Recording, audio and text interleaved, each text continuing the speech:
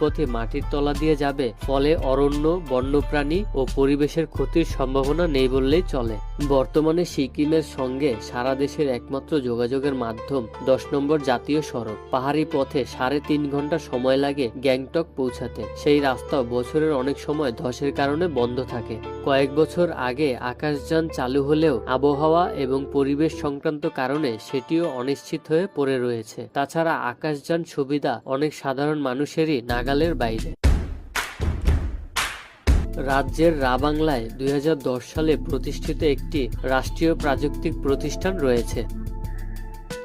সিকিমের অধিবাসীরা অর্থাৎ লেপচা এবং ভুটিয়ারা বৌদ্ধ ধর্মাবলম্বী। এখানে মূলত মহাযান মতে তিব্বতী বৌদ্ধ ধর্ম চর্চিত হয়ে থাকে। এছাড়াও 2011 সালের সমীক্ষা অনুযায়ী সিকিমে হিন্দু রয়েছে 57%, বৌদ্ধ 27%, খ্রিস্ট 10%, ইসলাম 2%।